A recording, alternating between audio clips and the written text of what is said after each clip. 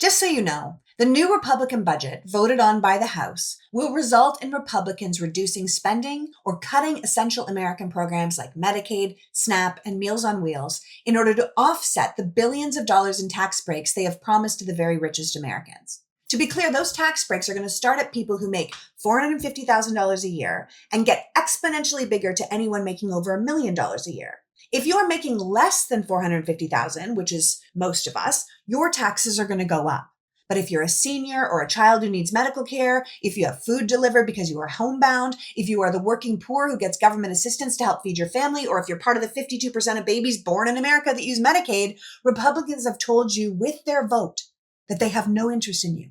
They can say whatever they want on TV, but their actions should speak louder than their words. Just like the Republicans can have a standing ovation for a child who survived brain cancer at the State of the Union, but we need to remember that in real life, that same party just cut funding for childhood cancer research through DOGE. I have a lot of criticisms for the Democrats, but they have been trying to stop this budget. Not a single Democrat in the House voted for this bill. Democrats in the Senate had an all-night vote-a-rama suggesting amendment after amendment to the budget. Let's just agree not to lower taxes for people who make over $1 billion a year. No? Let's promise not to cut Medicaid because so many people depend on it. No? Let's agree that we shouldn't defund our veterans or farmers. No. No.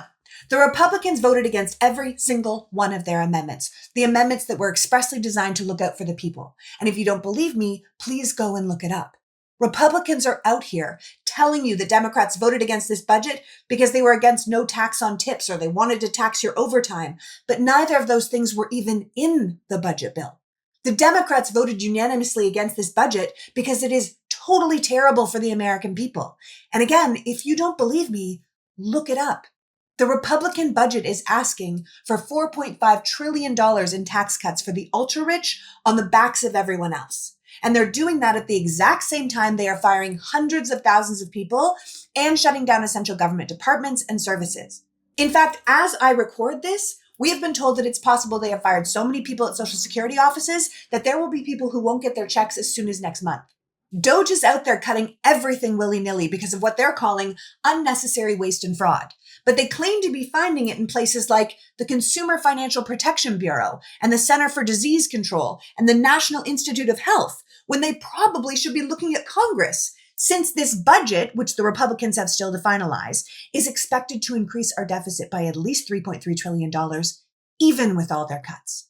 So no matter your political party, if you don't want the government to pass a budget that gives the billionaires more while taking more from you, all while raising our debt and deficit, then you need to call your member of Congress or show up in their office and tell them that the Republican budget sucks and they should go back to the drawing board because their math just ain't mathin'.